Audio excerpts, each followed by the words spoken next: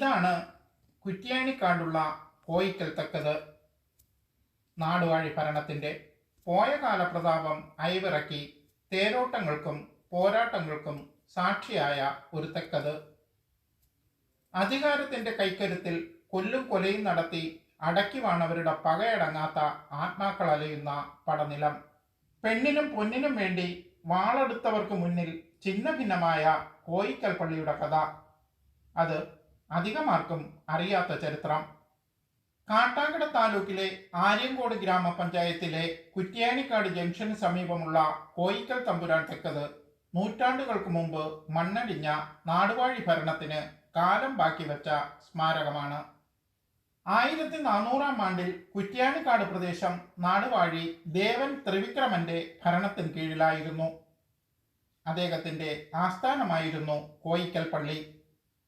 പറളക്കോട് നാട്ടുരാജ്യം എന്നായിരുന്നു രാജ്യനാമം. കോവില്ലൂർ, നരിയൂർ നാട്ടുരാജ്യങ്ങൾക്കിടയിലുള്ള മറ്റൊരു ഇടവാഴി പ്രദേശം. പെരിങ്കടവള വലിയ വീട്ടിൽ പാർവതിപ്പിള്ളയെ വേളി കഴിച്ച ദേവൻ ത്രിവിക്രമൻ അന്നത്തെ നാടുവാഴികളിൽ പേരിലും പെരുമയിലും മുന്നിലായിരുന്നു. സ്വന്തമായി പടയും പടനിലവുമുള്ള നാട്ടുരാജ്യം. ഇന്ന് ആര്യൻകോട് ചന്ത പ്രവർത്തിക്കുന്ന സ്ഥലമാണ് പഴയകാല പടനിലം. മാത്രമല്ല, മിച്ചധാന്യ സംഭരണമുള്ള അപൂർവം നാട്ടുരാജ്യങ്ങളിൽ ഒന്നായിരുന്നു പറളക്കോട്. അതിവിശാലമായ മൈലച്ചൽ ഏല ആയിരുന്നു പറളക്കോടിന് സമൃദ്ധി സമ്മാനിച്ചിരുന്നത്. നെയ്യാറിന്റെ വലതുകര അക്കാലത്ത് നെടുമങ്ങാട് നാടുവാഴിയുടെ അധീനതയിലായിരുന്നു. നെടുമങ്ങാട് നാടുവാഴിക്ക് ദേവൻ ത്രിവിക്രമന്റെ ഏക മകൾ ലക്ഷ്മിക്കുട്ടിയിൽ മോഹം ജനിച്ചതാണ് പറളക്കോട് നാട്ടുരാജ്യത്തിന് വിനാശമായത്.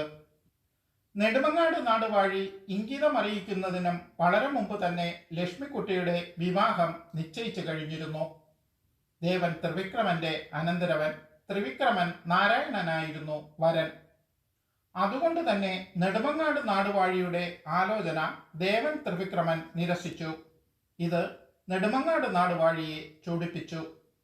കനകം മൂലവും കാമിനി മൂലവും കലഹം നടക്കുന്ന കാലം. പറളക്കോടിനെ അപേക്ഷിച്ച് അക്കാലത്ത് വലിയ രാജ്യമായിരുന്നു നെടുമങ്ങാട്. അഭ്യർത്ഥന നിരസിച്ചതിനെ തുടർന്ന് ഇളിഭ്യനായെന്ന് തോന്നിയ നെടുമങ്ങാട് നാടുവാഴി പടക്കോപ്പ് കൂട്ടി യുദ്ധത്തിനൊരുങ്ങി. രാജ്യം കീഴടക്കി പെണ്ണിനെ നേടുകയായിരുന്നു ലക്ഷ്യം. നെടുമങ്ങാടിന്റെ കാലാൾപ്പടയും കുതിരപ്പടയും നെയ്യാർ തീരത്ത് തമ്പടിച്ചു. കുറുക്ക് വഴിയിൽ പട ജയിക്കാൻ നെടുമങ്ങാട് നാടുവാഴി കുരുതംകോട് കാരണവരുടെ സഹായം തേടി. 14 പകൽ നീണ്ട ഏറ്റുമുട്ടൽ. ഒടുവിൽ പറളക്കോട് രാജ്യത്തിന്റെ ശക്തി ക്ഷയിച്ചു. പരാജയം ഉറപ്പായപ്പോൾ ലക്ഷ്മിക്കുട്ടിയെയും മുറച്ചെറുക്കനെയും അംഗരക്ഷകരുടെ സഹായത്തോടെ നാട് കടത്തി. അവർ കോവില്ലൂർ രാജ്യത്തിന്റെ സഹായത്തോടെ കോട്ടൂർക്കാട്ടിൽ അഭയം തേടി. യുദ്ധം കൊടുമ്പിരിക്കൊണ്ടപ്പോൾ തന്നെ കോയിക്കൽ പള്ളിയിലെ സ്ത്രീജനങ്ങളെ രഹസ്യമായി ബന്ധുഗൃഹങ്ങളിലേക്ക് മാറ്റിയിരുന്നു. പടനിലം പിടിച്ചടക്കിയ നെടുമങ്ങാട് പട ഒടുവിൽ കോയിക്കൽ പള്ളി വളഞ്ഞു. കീഴടങ്ങാൻ ദേവൻ ത്രിവിക്രമന് മനസ്സനുവദിച്ചില്ല. തുടർന്ന് അദ്ദേഹം കോയിക്കൽ പള്ളിയിലെ നിലവറയിൽ കയറി ജീവൻ ത്യജിച്ചു. ദേവൻ ത്രിവിക്രമന്റെ ആത്മാവ് ദേവലോകം പൂകി വരബലം വാങ്ങി നാട്ടിന്റെ രക്ഷയ്ക്കായി തിരികെ ഭൂമിയിലെത്തി എന്നാണ് വിശ്വാസം. അനാഥമായ കോയിക്കൽ വീട്ടിലെ തെക്കതിൽ തമ്പുരാനെ കുടിയിരുത്തി. വർഷങ്ങൾ അനാഥമായി കിടന്ന കോയിക്കൽ വീട് കാലങ്ങൾക്ക് ശേഷം മറ്റൊരു ചരിത്ര സംഭവത്തിന് കൂടെ സാക്ഷ്യം വഹിച്ചു. മാടമ്പിമാരുടെ ആക്രമണത്തെ ഭയന്നോടിയ മാർത്താണ്ഡവർമ്മയ്ക്ക് ഈ കോയിക്കൽ പള്ളി ഒരിക്കൽ അഭയമേകി. കാടുമൂടിക്കിടന്ന കോവിലകത്തേക്ക് ആരും വരില്ലെന്നാണ് മാർത്താണ്ഡവർമ്മ കരുതിയത്. എന്നാൽ പുല്ലറുക്കാനെത്തിയ ഏറെ പണ്ടാരക്കോണം സ്വദേശിനി നീലി ആളനക്കം ശ്രദ്ധിച്ചു.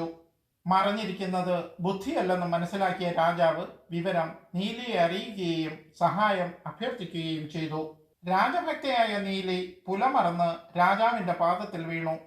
തുടർന്ന് രാജാവിന് ഭക്ഷണവും കിടക്കപ്പായുമൊക്കെ നീലി രഹസ്യമായി എത്തിച്ചു കൊടുത്തു. രാജ്യഭരണം ഏറ്റെടുത്ത ശേഷം മാർത്താണ്ഡവർമ്മ 100 പറ നിലവും 100 ഏക്കർ കരഭൂമിയും നീലിക്ക് കരമൊഴിവായി നൽകി. കോയിക്കൽ പള്ളിയുടെ കഥയറിഞ്ഞ മാർത്താണ്ഡവർമ്മ അധികാരത്തിലെത്തിയ ശേഷം അഞ്ചുതമ്പുരാൻ തെക്കത് പുതുക്കി പണിയുകയും പൂജ നടത്താൻ തിരുനെൽവേലിയിൽ നിന്നും ഒരു ബ്രാഹ്മണ കുടുംബത്തെ കൊണ്ടുവന്ന് പാർപ്പിക്കുകയും ചെയ്തു. ഇതിലെ അവസാന കണ്ണിയായ ചിദംബര അയ്യർ കോയിക്കൽ പള്ളിക്ക് സമീപം ഇപ്പോഴും താമസമുണ്ട്. കോയിക്കലിന്റെ സ്വത്ത് 38 ഭാഗിച്ച് 38 പണിക്കന്മാരെ ഏൽപ്പിച്ചു. ദേശകാര്യങ്ങളുടെ മേൽനോട്ടവും ഇവർക്കായിരുന്നു. 1947 ശേഷമാണ് ഈ ഭൂമിക്ക് അടിസ്ഥാന നികുതി ഏർപ്പെടുത്തിയത്. അടുത്ത കാലത്ത് കോയിക്കൽ തെക്കത് തിരുവിതാംകൂർ ദേവസ്വം ബോർഡ് ഏറ്റെടുക്കുകയും ഒരു മഹാദേവർ ക്ഷേത്രം നിർമ്മിക്കുകയും ചെയ്തു. മണ്ണടിഞ്ഞ കോയിക്കൽ പള്ളിയുടെ അവശിഷ്ടങ്ങൾ ഇപ്പോഴും ഇവിടെ സൂക്ഷിച്ചിട്ടുണ്ട്. കോയിക്കൽ വീട്ടിലെ നാഴിക്കിണറും ഭദ്രമായി തന്നെ സംരക്ഷിച്ചിട്ടുണ്ട്. കോയിക്കലിന്റെ കോട്ടയോട് ചേർന്നൊഴുകിയ തോടിന് കുറ്റിയാണി എന്നായിരുന്നു വിളിപ്പേര്. കുറ്റി എന്നാൽ കോട്ടയെന്നും ആണി എന്നാൽ ചെറിയ അരുവി എന്നുമാണ് അർത്ഥം. ഈ അരുവിയാണ് ഈ ദേശത്തിന് കുറ്റിയാണിക്കാട് എന്ന പേര് നേടിക്കൊടുത്തത്. കോയിക്കൽ ഏറെക്കാലം കാട് മൂടിക്കിടന്നിരുന്നു. മറ്റൊരു തെക്കൻ കഥയുമായി വീണ്ടും കാണാം. നന്ദി, നമസ്കാരം.